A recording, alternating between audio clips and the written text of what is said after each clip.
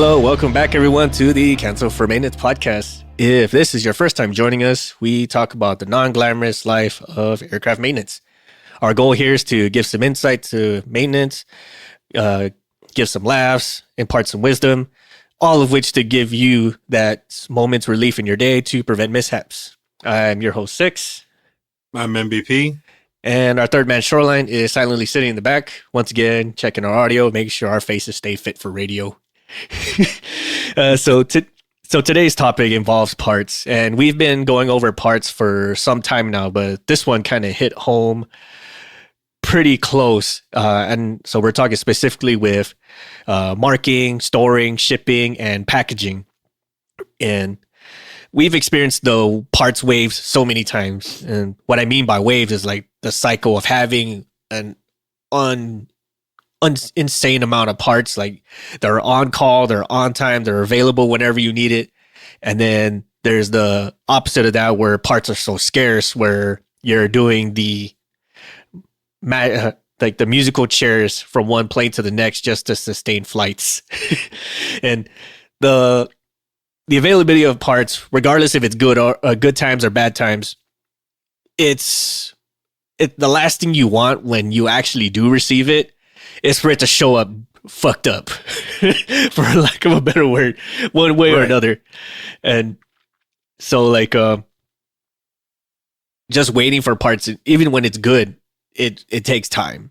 And we've all heard the stories like it's going to be there in 2 minutes, it's going to be there in 2 hours, it's going to be there in 2 business days, whatever. And then you're waiting for a set time and it doesn't show up. Or you're waiting forever for it to show up. Or let's say you're waiting for a part, you're in the field and you're waiting for it to show up and it shows up and it's damaged. So all the time you wasted, still all for naught, because now you have to reorder the part, but now you have to go through the whole process of, tagging the part as being inoperable, identifying the damage done, trying to determine how the damage was accomplished. Now, you might not be directly involved in it because you're not the one who shipped it. You're not the one who packed it. You're on the receiving end, but they're still going to ask you to take photographs and everything else and write a statement. Well, are you sure you didn't drop it off the back of the truck when you unloaded it? No, I'm pretty sure. We don't even have a, forklift on site. Right. Okay, what did you had to manhandle it? So you dropped it? No, I didn't drop. Like, we received it this way. We opened the top and the component was damaged. Mm-hmm. I don't know what to tell you, Yeah. So then you got to do the whole trace it back. Who put the request in? Why was the request put in? Who was the person who packed this up? Who shipped it? Who removed it from the last component it was installed in? If it was installed in another component, just a whole gamut of things, and all things that I've been going through over this past week. Early in the week, we had I got notified in our shipping facility that we had a component come in and it was damaged during shipment. Now, this particular component is very pricey, and not maybe 6 to 8 months ago, we had the same component, but for, same component, but for a different customer. It got damaged in shipment as well. And it ended up being a total loss, right? We had to send it back to the manufacturer. They did their bench checks and everything, said it was unrepairable, unsalvageable. That was a very expensive bill to pay for that one component, right? We had to pay for that out of pocket, not the customer. So go through the whole process of determining how it happened, why it happened, and what we're going to do to prevent it from happening again.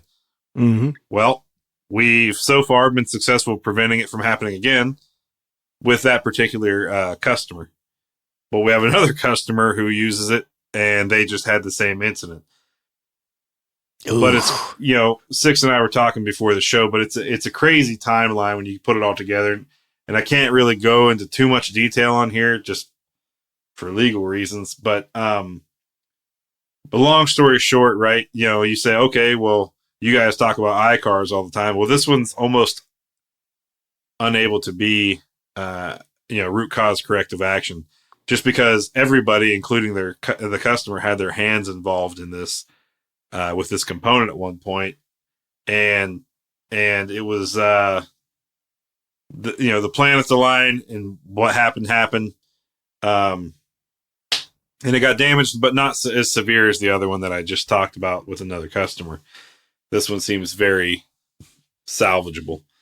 So you get these parts back, and you have to figure out, well, why the hell weren't they?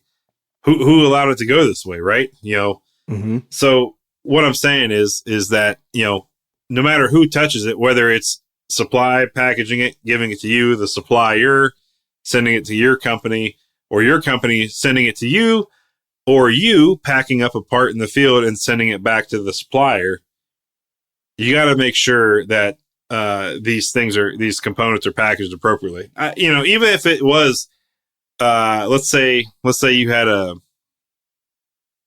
actuator fail, okay, and you swapped it out in the field and you send the actuator back, even though it's broke and has to be completely overhauled, you should still package it to where no additional exterior damage befalls that component.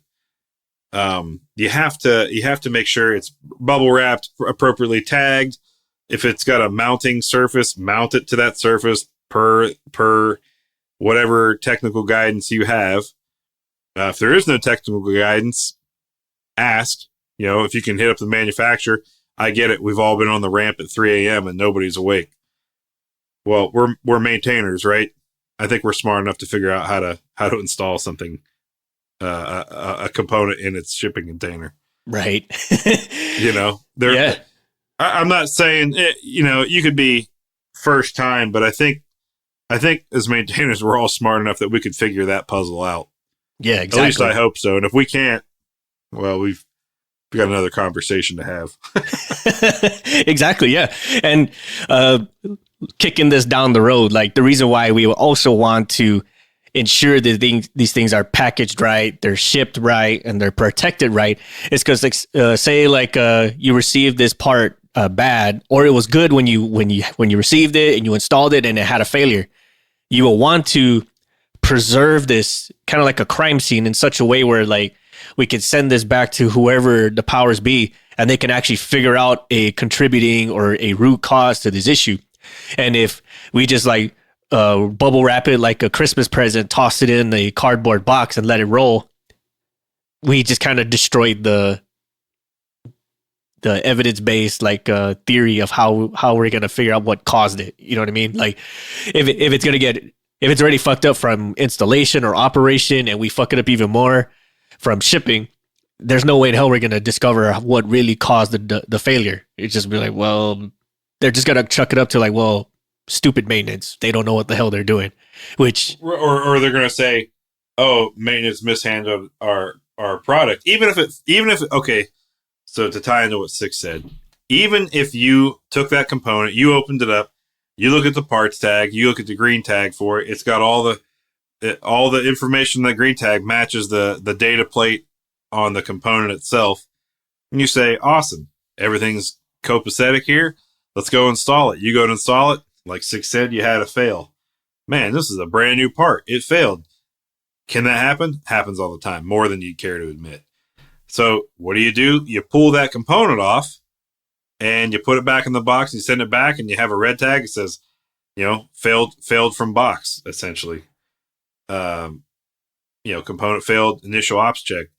But if you mishandle that component in the shipping it back, let's say it gets damaged in the shipping back, and they're going to go, the manufacturer is going to put it right back on you. Because right now, your company's looking at, or the customer, of that aircraft is going to go to that manufacturer and say, you owe us some money for time wasted here. You sent us a bad part, you sent whatever. Well, if you give that component back, it should look brand new. If you installed it from the box to the aircraft and it failed the first ops check or the second ops check, it should still look relatively new when you take it off. It hasn't had any real hours in service. So you put it back in the box, but you don't bubble wrap it, you don't tag it appropriately, you don't seal, and it gets damaged, and you're going to go manufacturer. I ain't paying for anything. Looks like your guys dropped this thing and kicked it down the ramp. They were playing kickball with this fuel control. or whatever it was, a actuator we were talking about earlier. Yeah, exactly. And it's gonna, and then that's what's gonna come back, and your company is gonna go, oh really? Send us pictures. Interesting. And they're gonna turn right back to you, the maintainer, and go, hey, you cost us a lot of money today. How? You didn't package that properly, and because of that, even if it failed in the ops check, it looks like we damaged it, so now we have to pay for that. So that's we've talked a lot in recent episodes about kind of looking beyond your own scope of work, or looking beyond, okay, I remove part from box, I install part, I take old part, put it back in box and ship back.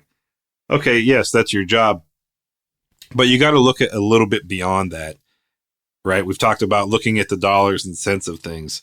Mm-hmm. So just the situation or the scenario I said, if you send that back, but you didn't package it appropriately, your company might be out the cost of whatever that component was. And you say, okay, well, that's the company. Right. Well, what do you think is going to happen with end of year bonuses, merit increases, whatever? They're going to go, hey, man, you cost us a lot of money this year, so we're not giving you anything. Or you might be up for a promotion. They go, why am I going to give you more money when you owe me this much over here? And no, they're not going to make you pay that out of your own pocket, but they're going to stifle your growth. Yes. Right. They'll get you one way or the other. Yep. Speaking of that, like you were talking about, like make sure the part's being handled when it's in the packaging.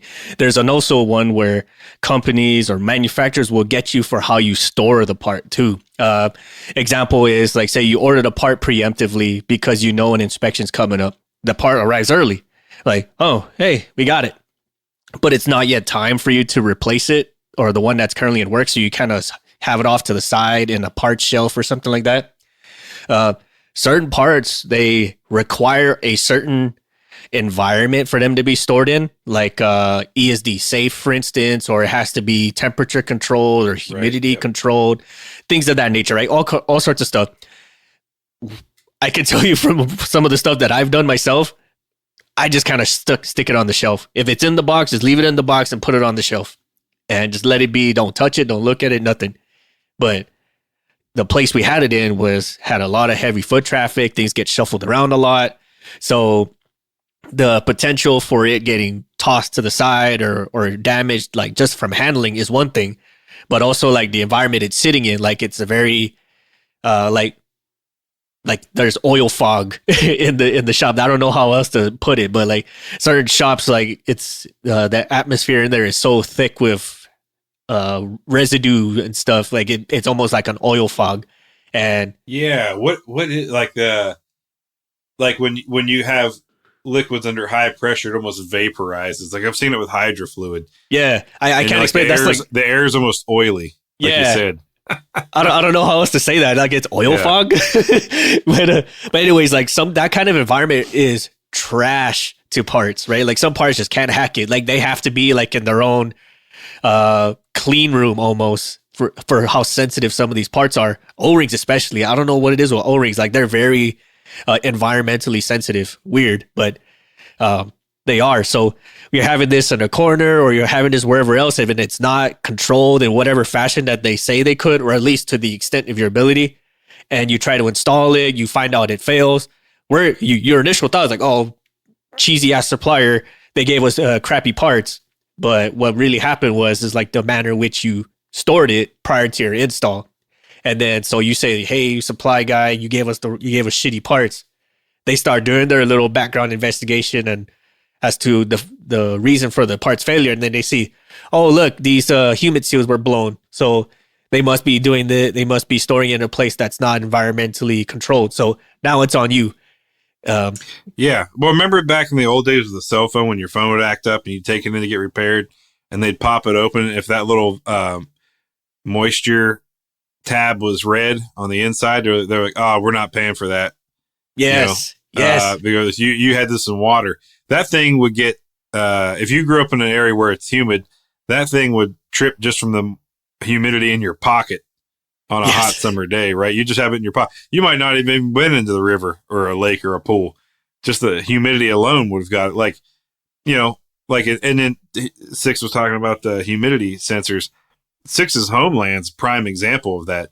If you store components outside in like a Connex box or whatever that's not really environmentally sealed outside, I guarantee you that salty, humid air is going to riggedy wreck those parts over some time, right? Oh yes, and likewise, like with certain areas, there's like no humidity, so it dries stuff out.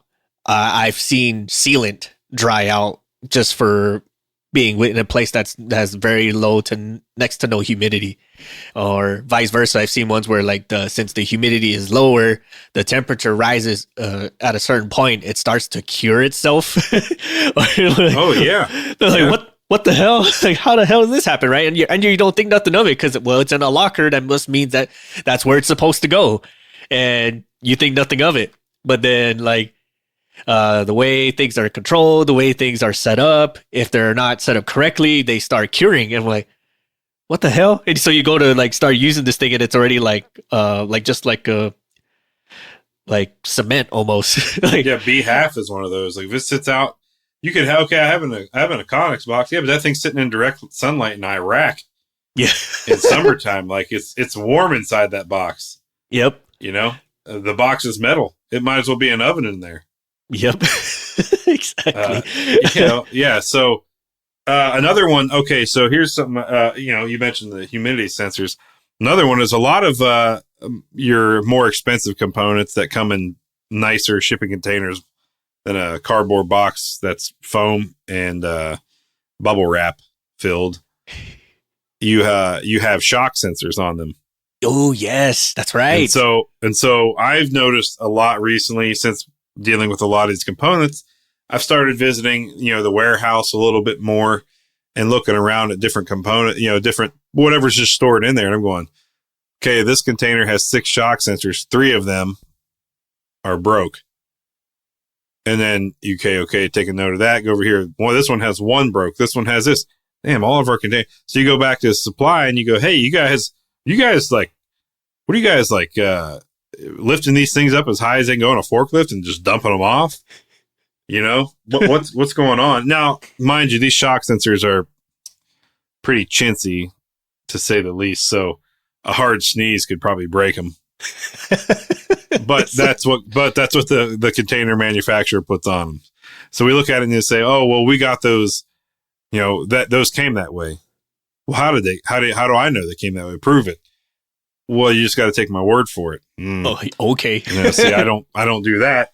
So then therein lies. Actually, we have a receiving inspection. We look at the container even before we take it off the truck, and we take notes of all these things. Mm-hmm. Okay, let's go. Are you guys popping the lids and looking at? No, we actually don't pop the lids. The components don't get looked at until we issue them to the maintenance group, and maintenance pulls them out.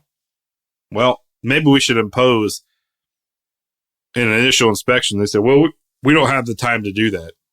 I got you, but do we take the time now and pop the lid or open the box, inspect the component on this pre-inspection, and know that we're getting a good component sitting on the shelf? Or do we let this component sit there? We sign for it, let it sit there for 6 months. It gets issued to the floor, and 10 minutes after you drop it off, maintenance is calling you to come pick up the part because it's busted. And they're going, what did you do, man? Like, it's still mounted in the container. I just lifted the lid and it's broke, Yep. So it's unfortunate, but it's all CYA stuff. If you don't know what CYA stands for, it means cover your ass. Yes. But it's all these kind of things. I always tell everybody it takes time and whatever else, but take pictures. When I worked on corporate aircraft, I would take lots of pictures of what I worked on. I would take before pictures, especially if I walked up and I noticed, I'm looking at the air I'm going to work, and I'm like, oh, this safety wire is backwards. This is backwards. This is loose. So I would take pictures of all that stuff. And then I would, before I started the work, I would contact their maintenance control and say, do you want me to work these items? Here's what I found. I haven't touched this yet. I just got here, and this is just my first look. And they'll say, yeah, we want you to fix it. And then they'll cut you a new work order with all that stuff added. Or they might say, you know what? Don't touch that. we're going to turn you off of that. We're going to call that company that we had work on this before, and they're going to come here and they're going to do this maintenance for free. Right. I've seen that happen. I've been turned off. So let's say I'm sitting at Santa Monica Airport and I get called down. I found just what I explained, but there was a company out of LAX or whatever that worked on it last. And they might say, no, go ahead. We're going to turn that work order off. We're going to call these guys back up. They're going to go there, look at what they did wrong, and they're going to fix it on their dime. So I've kind of seen that route, before as well. But what I'm getting at is that the pictures protect you. So you get up there, you find nothing wrong, you do the work, take pictures of everything after your safety wire. If you did a leak check and it's 2-man crew, and you're doing pressure checks, take pictures of everything. Take pictures of the parts, right? Here's what we received. Here's what we sent. That way, if somebody says, well, the paperwork doesn't match. Well, in this work order file that I submitted to the customer and that they bought off in the paperwork, it was fine at the time that I was there. Mm-hmm. Yep. I think those kind of things, again, it's a lot of overkill. You might be saying, wow, MVP, you sound like the perfect mech. I am not the perfect mech. I'm probably one of the worst mechs you've ever met. But this is stuff that I've learned, right? Did I do that for every job I've been on? No. Why? I'm lazy. I guess is the root cause of that. Or pressed for time, and I said, okay, what can I cut out now? Well, I guess I'm going to cut out picture taking and downloading and uploading to the customer or whatever. So what I'm getting at is, it doesn't have to be pristine 4K pictures, but if you can get something solid, snap it with your phone and text it to the customer, because a lot of them, that you can text them directly or email it to them from your phone. It just helps you, and it helps protect you on the back end. So like with the situation I said I've been dealing with this week, right? We've now had to go back and hunt for the maintainers. That's why I'm telling you this stuff. We had to go back and hunt for the maintainers who removed that. And and unfortunately for us, those people are no longer with the company. So who else does it fall on? Well, that site lead is still, the site lead for their location was still around. All right, now you get to answer for this. And he's going, oh my God, this was over a year ago, and you're saying, well, you were there. You got to answer for it. Yep. So just protect yourselves, Yes. If you have to create yourself for your business, here I go telling you about added value, right? Mm-hmm. It's not added value that you're wasting time not working on a work order, but it is added value if you create a pre-shipping checklist, for yourself and for your business, and put your company's letterhead on it and attach that with your work orders. So if you're on the road and you say, okay, well, I have these parts and I'm going to turn them back in. Well, I'm going to fill out this checklist of part numbers, serial numbers, and I'm going to attach a photo of it. And that's going to go with my work order. So when I hand that to my boss and they're going through accounting and billing that customer for that work, and the customer comes back and says, hey, we never got those parts back, or you sent us this parts, but it was the wrong serial number. You can pull up the work order and say, date and time stamped right here. It was. So somewhere in your own supply chain or in your own warehouse, that got messed up. And then they go back and like, oh yeah, that was us. But they're ready to hang you, right? Customers are ready to hang you first and foremost. They want their dollar. If they think they can get money out of you or save it, they're going to try without doing any research on their end first. They're just going to point the fingers. So be smart for yourself and take some pictures and take good notes at least, or create your own little your own shipping checklist. Now, there are certain operators out there that I've worked with that had their own. So where I worked at, there was that company had their own local warehouse about 30 minutes from the airport I worked on. And they had what we called turn-in docks, essentially. Mm-hmm. But it was the components that when you would go and pick up the component you needed, you would sign like what you would look at it, right? You would take before you took it, and here we go again doing that pre-look. Okay, let me open this box here and look at what I'm taking. So why am I going to take well, I'm going to take this part here, drive 2 hours away to where I got to go fix this aircraft, only to learn I got a broken part brand new in the box. I could have figured that out 2 hours ago. So instead of wasting that time, right? That's part of that non-value added that we had talked about in the prior episode. Mm-hmm. But if you look at that and you say, okay, you sign for it, right? You and the warehouse person sign for that part. They sign that they've issued it to you. You're signing that you're taking it and that it's known good. Now it's your responsibility, right? You sign it. It's your responsibility. And then once you bring the old component back, you would fill in the bottom part of that same form. And that's this issued this one, got back this one, known bad, tagged appropriately. You sign it, they sign it. Now it's back in that company's hands, or back in that operator's warehouse hands. They've taken responsibility for it again. Yep. So if you can do something like that, if the companies you're working for, the customers you're working for don't have any of that, create that on your own. If you need help with it, reach out to Six or myself, and we can definitely help guide you with what you should have on there on that sheet. But I think that would be a great thing to do. Is, it just a little bit extra time. But what we've learned, right, going back for what I've been dealing with this week, is that if we would have just, despite the crazy timeline that occurred, if we would have just taken 10 minutes up front to make sure this component, once the container got there, if we would have got that component properly installed, then none of this would have happened, right? You just got to do your due diligence. And if you don't have all the correct mounting hardware for that particular component, put a note on it. Leave the lid off. Put a note on it that says awaiting mount hardware. Or if you have to put the lid on due to the caustic environment, make sure you label the outside of that container component installed, or temp installed, awaiting mount hardware or something else. Yeah. Exactly. And the marking part is 100% just as important as everything else. Cause if they don't know what's going on with it, or if they don't even know what it is, then they'll treat it as such. Right. Another example close to what MVP was talking about was we had a container that had an engine in it, a full on engine, but the label on the outside of the box had it as like rain gear, like rain protection gear. So we're thinking oh, no big deal. Rain protection gear. It's supposed to get wet. It's supposed to be tossed around and all this other stuff. But for some reason, someone decided to open that box. This is not rain gear. This is an engine. And then all sorts of craziness went coming down the roof. Right. So, making sure that, as MVP said, that the part is properly accounted for, that that all the provisions were taken to protect it, and properly marked for what you could and couldn't do.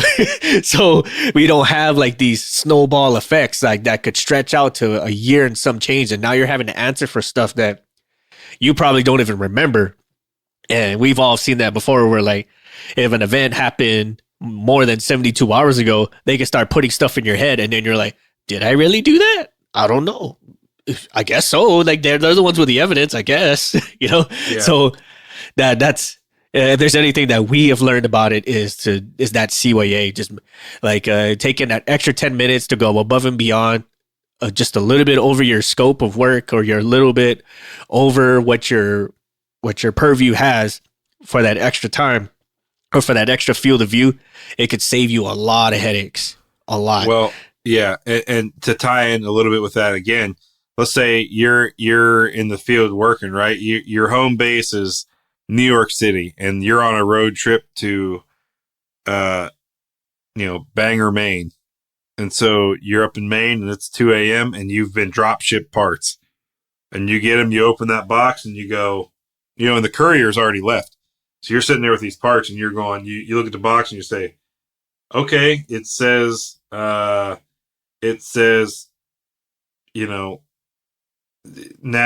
switch, nav system switch, whatever, part number XYZ.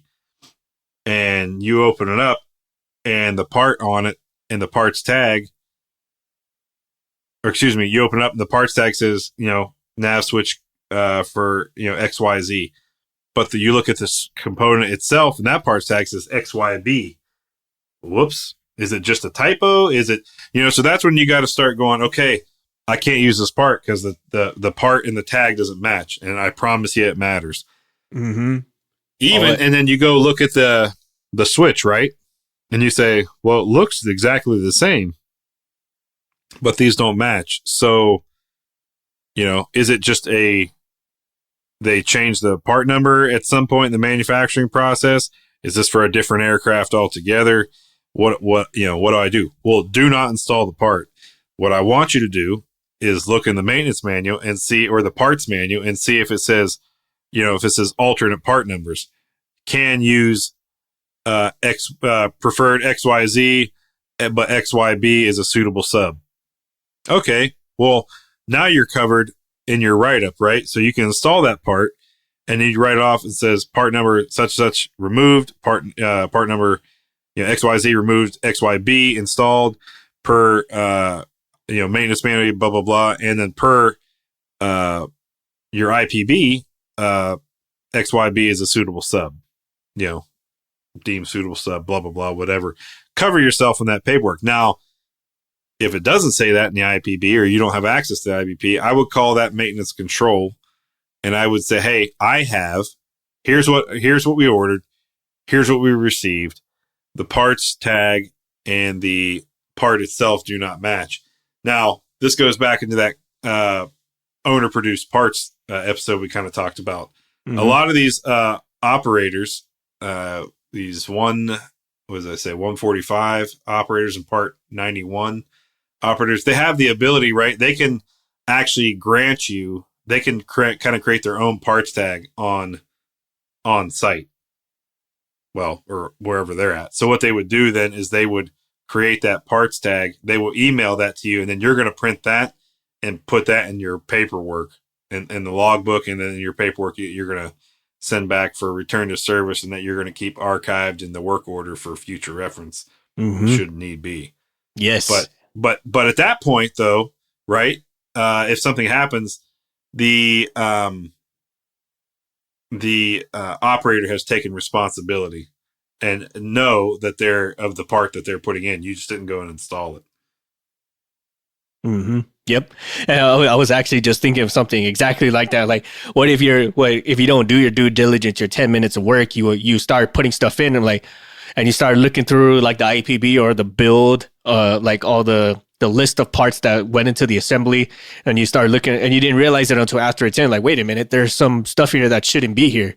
Or there's like washers, for instance, that are not the parts that should be on this assembly or this part.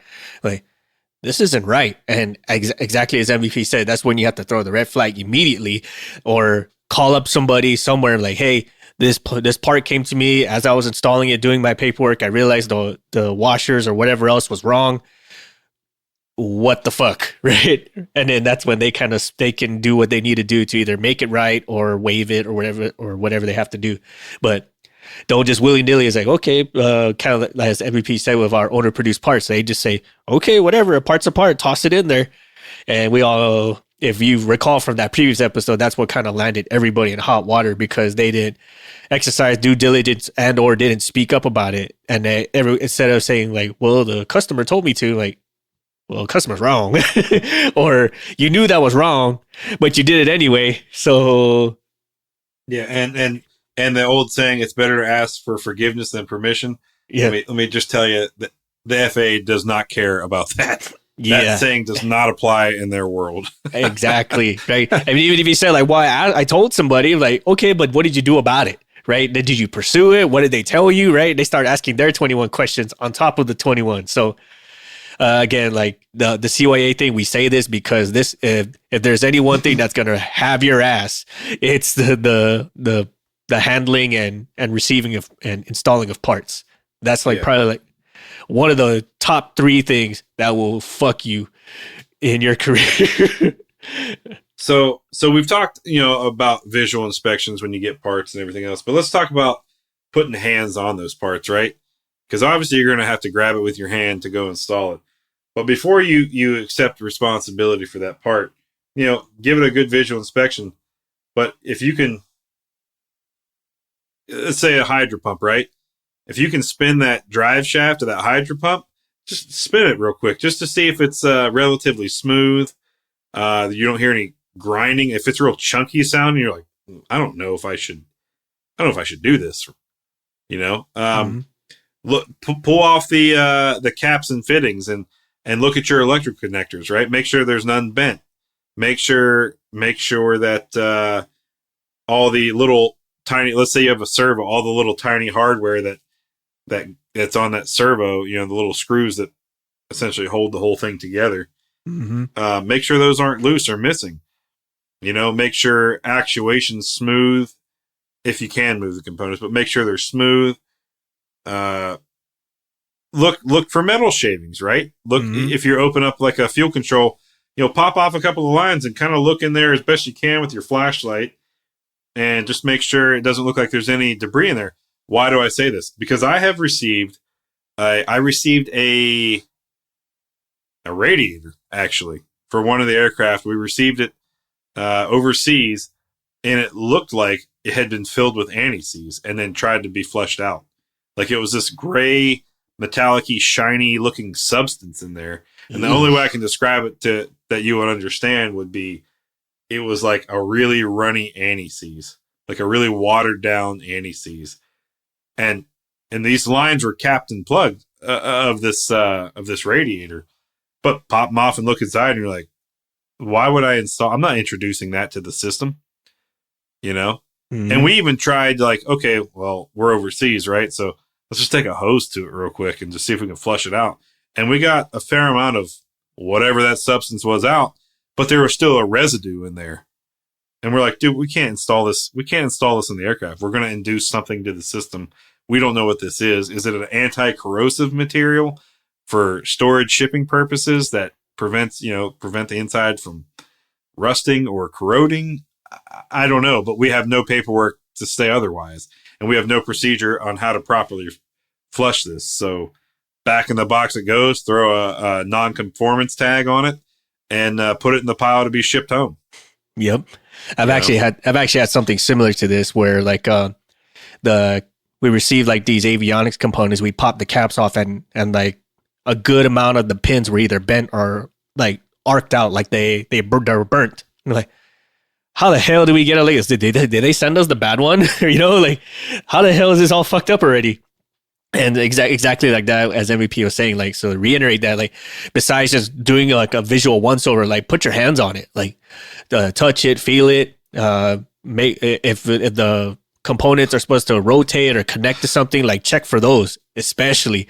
Another example is like with some fuel controls have like this radial shaft on it, and most of these, like, they're meant to take like 1,000 plus RPM. So like you can't just free spin it with your bare hands.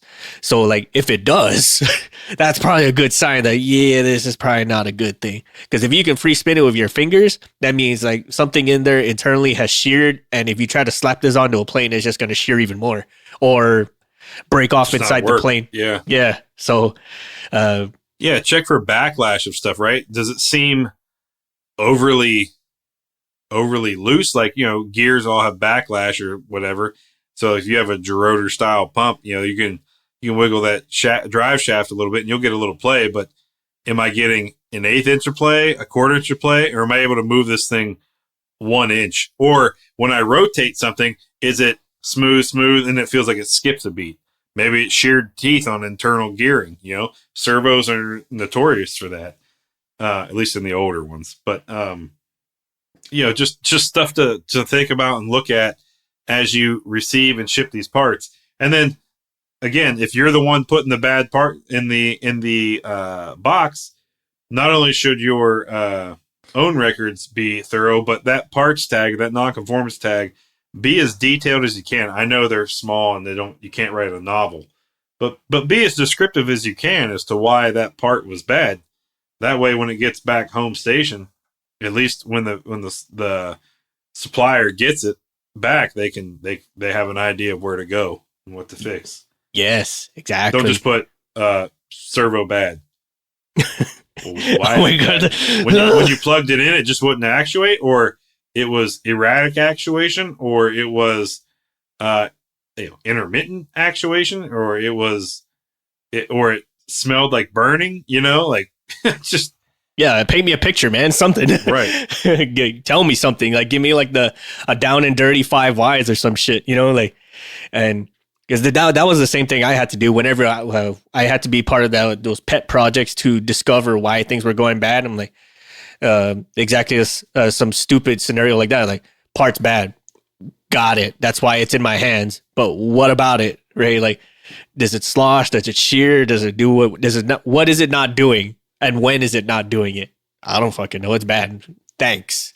Unless it's some blatant thing, like it's like broken in half, or it's like twisted like a towel. Like, I don't fucking know. Like, help me out here. I can't travel into the past and watch it all happen. So as much as I would love to. Yeah. So again, if there's anything you guys are going to take away from this, like, just do that 10 minutes extra of diligence, understand your scope and what the next 2 steps are going to be. So at least you have some kind of way to take yourself out of the equation so something goes sideways. If there's anything else. Right. And leave notes, right? Like we were talking about earlier. Okay, well, we took this off, put it in the box, and we were going to get back to it later. Well, okay, let's say you're on the road, you're right, or you're at home, or you're at your home station. You're anywhere, and you're sitting there, you're working on it, and then all of a sudden, you get a call from family member that says, "Hey, emergency at the house, hurry home." So you drop your tools and you're off and running, going home. Well, the lead's going, "Hey, 6 MVP had to dip out for the day, so go finish off what he was doing."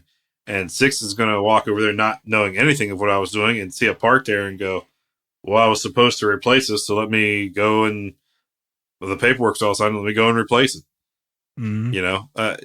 It just leaves notes. Or if I come over there and if I notice that part's bad right away, I can at least put a non-conformance tag on it. 6 walks over and goes, "Oh, this part's tagged already, and MVP signed it. Hey, lead, we're gonna have to put a new one on order. He said this one was bad. Yeah. So at least you have that open line of communication, because that's really what it comes down to, and that aspect is communication. Yes. Very much, yes. and we've talked about it some episodes ago of having to do double maintenance because the turnover wasn't done. Whatever you did to the point that you left it alone or had to walk away from it, that you didn't leave any sort of pass down or something like what you actually did. So it's like, well, we got to remove the uncertainty out of the equation, just do the whole thing all over again. So that costs time, that costs money. You might actually throw away a bad part because you don't know about it, and now you're costing even more from that. So it's amazing how things can snowball out of effect if you don't just exercise that extra 10 minutes or however much long, just to ensure that that whole chain of custody or chain of events is solid enough, and it just removes you out of the equation so something go awry. Yeah. Hey, real quick, I want to touch on something that you mentioned earlier in the episode, and that was, in fact, touching. You were talking about a part. You said pull it out, touch it, feel it, and all I could think of was stop, format it, whatever that song is. Remember that song? Oh, touch yeah. Something, stop, format it. Yeah. It was a Busta Rhymes song, I think it was, right? I think so. Yeah. Yeah. And that was that popped straight in my head. So that was a good one. Really? I mean, tell us if we were wrong. Is it Busta Rhymes? It's been a long minute, man. I'm so out of touch in music nowadays. Shoreline, help me out here, man. Yeah, that's right. But yeah, so again, if we're talking anything about anything, is inspect it. Not just by your eyes, visually, physically inspect the part, do all your due diligence, look at all the paperwork, make sure everything matches, make sure everything jives, and then document it yourself, either by your own company's forms or your own personally created forms, whatever. Just ensure that that whole chain of custody is accounted for. And so if something goes off the rails, you can at least remove yourself from the equation. Well, everything bad happened either up to me or after me, so my hands are washed of this whole thing. Yep.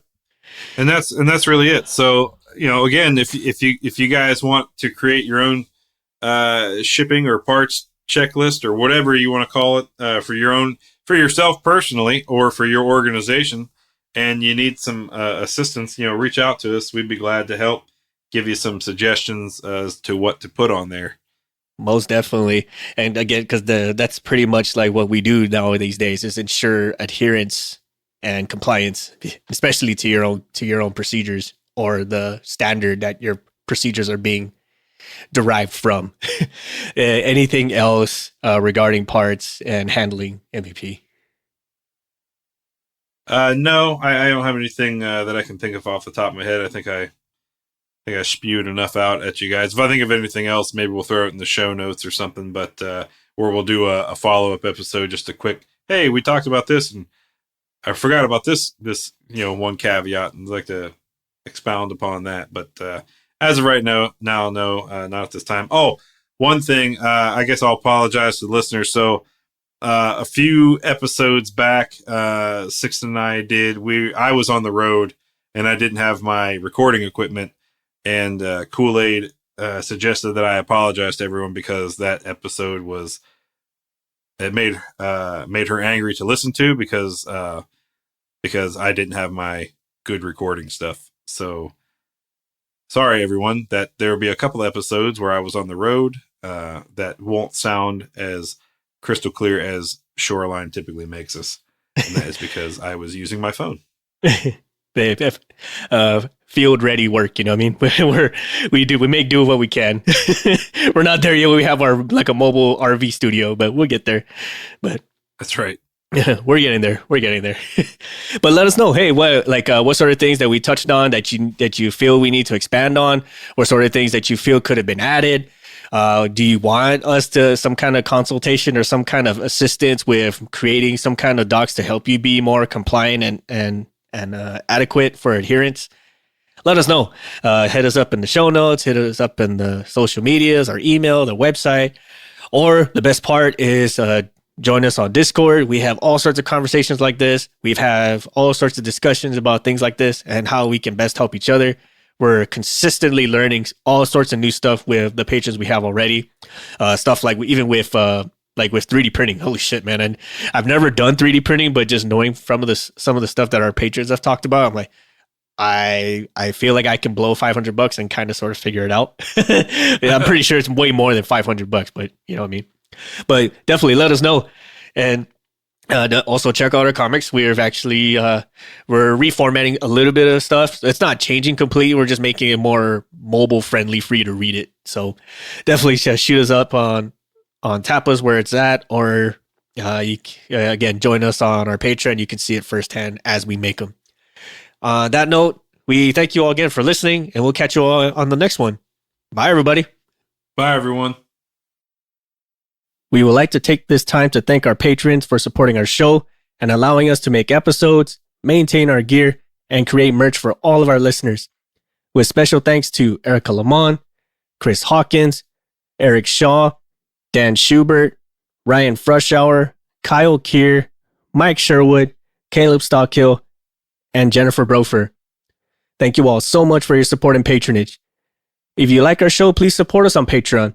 You'll receive awesome perks like access to our private Discord, discounts and early access to our merch, first glimpse of our comics and other projects, and so much more. You can further support us and show off your prowess as an aircraft specialist by visiting our shop at cancelformaintenance.com.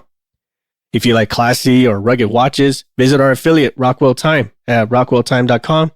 Use the code CX4MX to save 10% off your total order. If you have suggestions for the show or you'd like to be a guest on the show, send us a line on our contact us section at cancelformaintenance.com, and we'll do what we can to get both your ideas and yourself on the show. Please support us on social media like Facebook at Cancel for Maintenance, Instagram at CANX for Maintenance Podcast, or Twitter at CXMX Podcast. Please check out our new comic series on the Tapas app. Like, share, subscribe, and comment on our comics. Let us know what you think. Thank you all so much for your support and listenership, and we will catch you all next time.